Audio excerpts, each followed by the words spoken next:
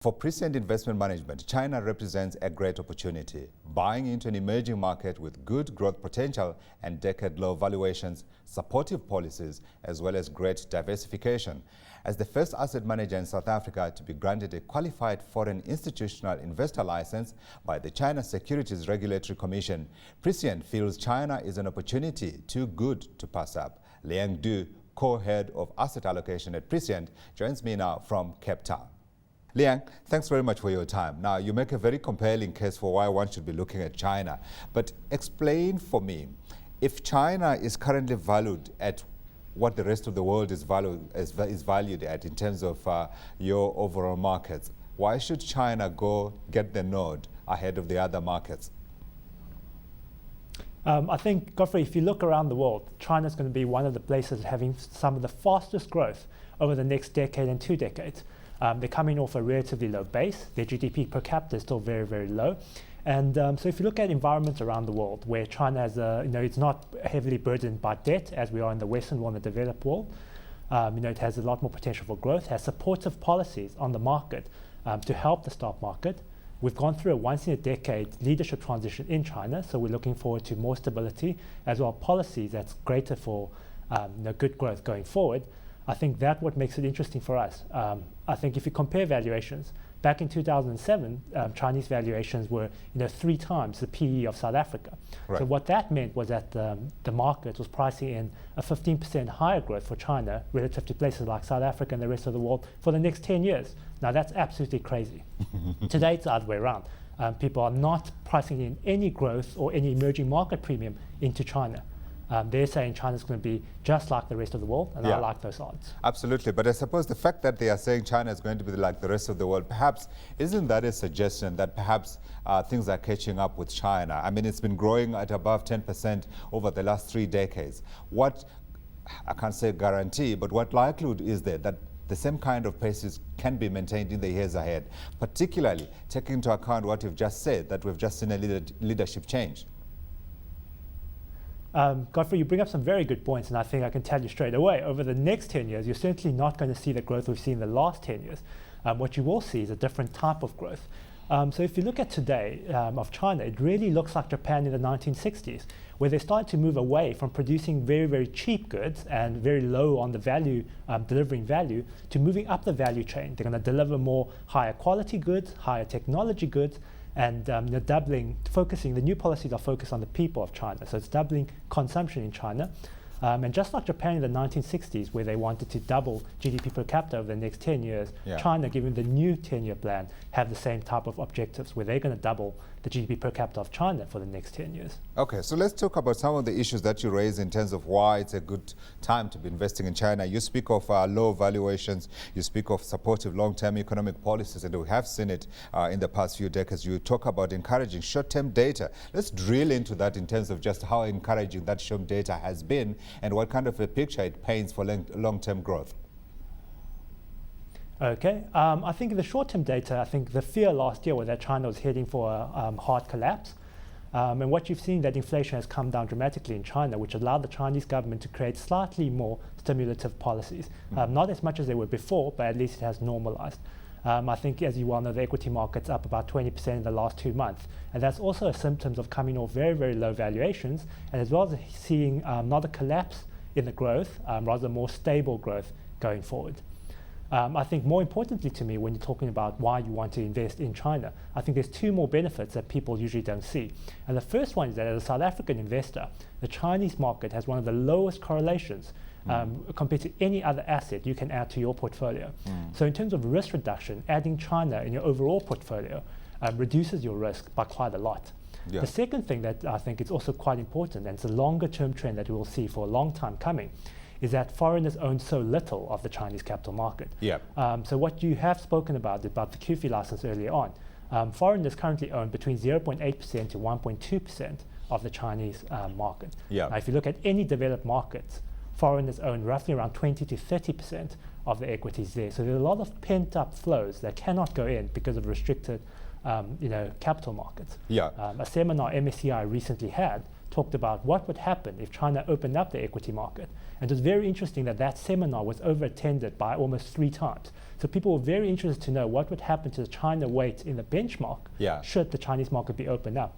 And the answer there as well, over the next 10 or 15 years, should the market open up, the benchmark weight of China in global portfolios will rise dramatically. Absolutely. You use an important word there, if the market should be opened up. Now, therein, of course, lies one of the risks to investing in China. I can't call it the uncertainty, but the possibility that some of the anticipated reforms and some of the changes that people are anticipating may well not happen. Let's discuss political risk as well as regulatory risk. You're absolutely right. And I think what's very encouraging to see is that the new leadership that's coming up strictly fall in the camp of opening up the market further.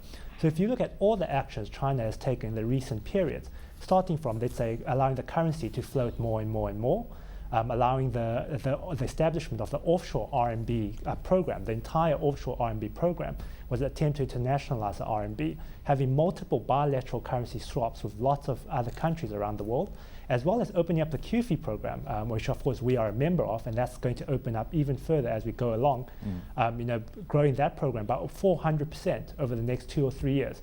Now that's an astounding number, and I think every single piece of policy China has come out with in the recent years have all shown that they're going more towards opening up rather than in the other direction. And I think we can take a lot of that to heart and think that there's actually quite a low political risk as well as low regulatory risk, where the regulators are more supportive of the opening up rather than the other way around. So let's speak about why the foreign ownership of Chinese equities is so low then. I mean, you speak of the 1% versus the 26, 25%, and we know here in South Africa we're talking higher than 40%. Why is it so low? Is it a function perhaps of the regulatory environment, or are we talking here about people who are cautious about getting into Chinese equities? It's 100% because of the regulatory environment. Now, as you well know, the Chinese RMB is pegged to the US dollar. So if they open up their capital market and anyone can bring money in, they can no longer control their currency pegged to the US dollar. Right. So in order to maintain the peg to the US dollar and help their trade policies, what they had to do was close up their capital markets and not allow people to invest in the capital market. So that's why it's such a low percentage of foreign ownership in the Chinese market. Now, the RMB has strengthened by over 20% since they've stopped since they've kind of allowed a managed float to the US dollars. With Chinese inflation higher than American inflation, what this means is that over the last 7 or 8 years, the RMB has actually appreciated in real terms by over about 40% relative to the US dollar, and it's heading more and more towards equilibrium levels. As the RMB becomes more normalized with equilibrium levels, the need to peg it is decreasing. So that helps them open up the capital market and eventually becoming, just like everyone else, having a much more free market and much more functional market. Liang, are you able to sort of draw a timeline for me so that we can help listeners who are watching the program understand perhaps what sort of timelines and time horizons we're talking about in terms of that opening up of that market? I think when you look at Chinese government regulators, they tend to always move at a very cautious pace. So this is definitely not something that will happen overnight. It's certainly not an overnight thing. It's going to be a long-term thing, and I think so people should not get their hopes up too much. I think, let's say if we're going from 0.5% or 1.5% and they're allowing it to be 3%, it's going to be year after year after year after year. But I would say, on a 10-year timescale, with a gradual opening up, I think it's a reasonable time frame to look at, somewhere between 10 to 15 years, rather than someone thinking, 2 years from now. Absolutely important. So we're talking about the long-term years, long-term investing we're chatting about. We're talking, of course, top level about the overall Chinese market when you speak about the low valuations. Within the sectors, where are you finding value? What are you looking at? What we see, Godfrey, is that from our side, in China, picking sectors is very, very difficult. So any sector that you think are going to do well, like the consumer sector or the pharmaceutical, already trade at a very, very high valuation. What we found that investing in China, we don't even need to take risks in trying to guess a sector. As a quantitative house, what we found that in China, there's 130 million retail investors in the market. And what that causes is a layer of inefficiency in the market that allows you to have opportunities to create alpha without taking wild guesses in terms of sectors. So we have factors, let's say valuation factors, where cheap stocks continue to do better than the rest of the market while being sector neutral. Similarly, we have behavioral factors where we find that Chinese stock investors tend to overreact on a massive scale.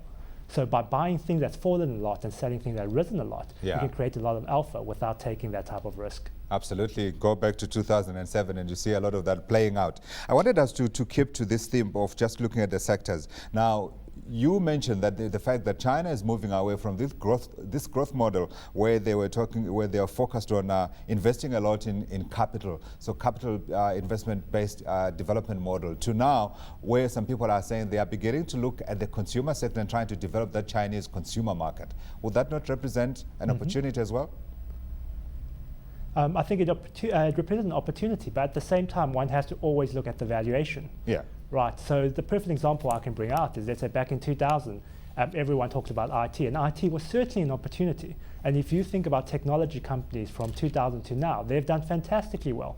Unfortunately, had you bought a technology company in 2000 when they had a ridiculous valuation, you would still not have made great amounts of money. And I think that remains the case for China as well, where you find that the sectors that, the consumer targeted sectors are trading at tremendously high valuations, whereas other sectors are trading at far better valuations and could still yet experience the same type of growth in the market.